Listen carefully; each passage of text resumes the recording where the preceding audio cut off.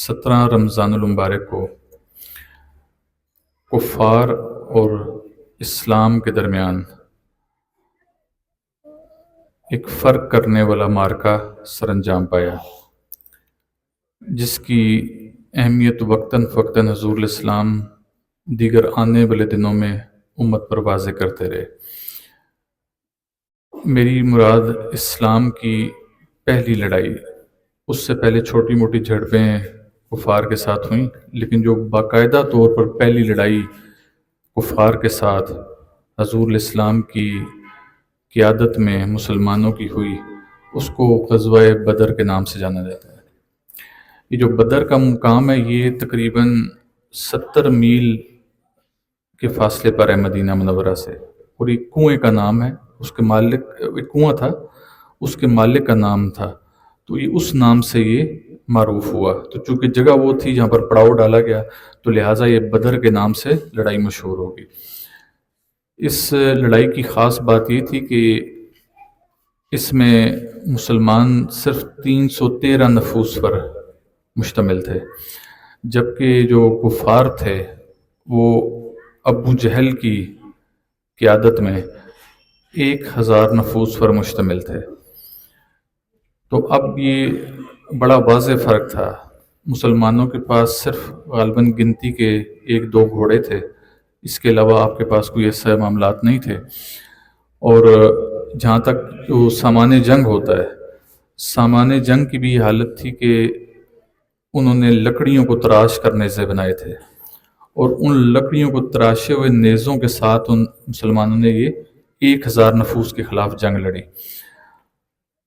لیکن پھر بھی مسلمان جیت گئے۔ اور اس کو یوم فرقان کے نام سے، یوم الفرقان کے نام سے یاد کیا گیا کہ اس نے ایک فرق کر دیا۔ اس دن کے بعد مسلمانوں کی دھاک کفار پر بیٹھ گئی کہ انہیں معلوم ہو گیا کہ مسلمان جب جذبہ ایمانی کے ساتھ لڑیں گے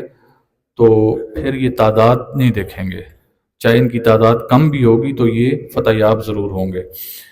تو وہاں پر 2 چیزیں کار فرما تھیں، ایک تو حضور علیہ السلام کی قیادت تھی کہ آپ جیسا سپریم لیڈر جب سامنے ہو تو چاہے گنتی کے چند لوگ بھی ہوں تو لڑنے کا جذبہ ہوتا ہے۔ تو دوسرا،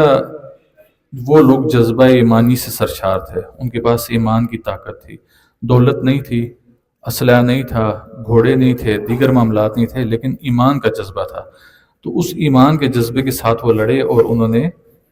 فتح حاصل کی۔ اس جو پورا معرکہ تھا، اس کی جو خاص بات تھی کہ جب مسلمانوں اور کفار کی جو جتنے بھی لوگ تھے آمنے سامنے ہوئے، تو مولا علی سرکار کرم اللہ وجہ الکریم آپ سب سے پہلے میدان میں اترے، آپ کے ساتھ امیر حمزہ علیہ السلام بھی تھے۔ آپ نے جو ان کے جو پہلوان سامنے آتے ہیں پہلے، تو وہ جو پرانے وقتوں کی جنگیں ہوتی تھی اس میں پہلے پہلوانوں کو بھیجا جاتا ہے، وہ جا کے لڑتے تھے۔ تو اس میں مولا علی سرکار نے اور حضرت امیر حمزہ علیہ السلام نے آپ نے کفار کی جانب سے آنے والوں کو تہ تہ کر دیا، گرا دیا۔ اس کے بعد جب باقاعدہ جنگ کا آغاز ہوا، تو جب آخر پر رزلٹ نکلا اس جنگ کا کتنے لوگ مارے گئے، تو پتہ یہ چلا کہ 70 لوگ کفار کے مارے گئے، اور ان 70 میں سے 35 لوگوں کو، بعض روایات کے مطابق 36 لوگوں کو اکیلے مولا علی سرکار کی ذات نے مارا۔ یہ جو مولا علی سرکار کا رتبہ بلند کیا جاتا ہے نا، یا بعض اوقات ہم بھی، ہمارے سمیت دیگر اور لوگ بھی ان کو افضلیت کے مدار میں پہلے نمبر پر لے کے آتے ہیں، تو اس کی وجہ بھی یہی ہوتی ہے کہ کوئی بھی میدان جنگ تھا تو وہاں پر اگر کوئی مین آف دی میچ رہا تو وہ مولا علی سرکار کی ذات رہے۔ میں اگر آپ جیسے عام لوگ یہاں پر بیٹھے ہیں، میں اگر آپ لوگوں سے کہوں کہ یار غزوہ بدر کا معرکہ ہوا، اس میں 70 کفار مارے گئے اور ایک شخص نے 36 مارے، باقی سب نے مل کر 36 مارے یا 35 مارے، تو اب ذرا آپ خود بتا دیں کہ پہلے نمبر پر کون آیا، تو آپ لوگوں کا جواب کیا ہوگا؟ ہم تحقیق کی بنیاد پر، عقل کی بنیاد پر اور شواہد کی بنیاد پر کسی کو اگر رتبے میں لاتے ہیں تو اس کے لیے شواہد بھی ہیں۔ الغرض آج آپ لوگوں کو گوش گزار کرنا مقصد یہ تھا کہ یہ وہ پہلی جنگ تھی اور اس کو بیان کرنے کا مقصد یہ تھا وہ جنگ ہو کے ختم ہوگی، لیکن اصل جو چیز تھی وہ جذبہ ایمانی تھا۔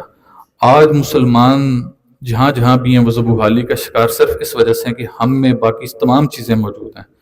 ہمارے پاس ایٹم بم بھی موجود ہے، دیگر مسلم ریاستیں آپ دیکھ لیں مالا مال ہیں، کوئی تیل کی دولت سے مالا مال ہے، کسی کے پاس بے شمار دیگر چیزوں کے معدنیات کے ذخائر ہیں، لیکن دنیا کی نظروں میں ان کی کوئی اہمیت نہیں ہے، ان کو حقارت کی نگاہ سے دیکھا جاتا ہے، وہ ڈرے ڈرے سہمے سہمے ہوئے ہیں اغیار سے۔ اس کی وجہ یہ کہ ہمارے پاس دیگر دولت دنیا آ گئی لیکن ایمان کی دولت ختم ہو گئی۔ تو اگر جس طرح غزوہ بدر کے موقع پر مسلمانوں کے پاس ایمان کی دولت تھی، وہی ایمان کی دولت آج ہوتی تو آج مسلمانوں کا یہ حال نہ ہوتا جو موجودہ دور میں ہے۔ ہماری دعا ہے کہ اللہ تعالیٰ ہمیں کلمہ پڑھنے کے بعد ایک تو قرآن پر منوان عمل پیرا ہونے کی توفیق عطا فرمائے اور اپنے اندر ویسا جذبہ ایمانی پیدا کرنے کی توفیق عطا فرمائے۔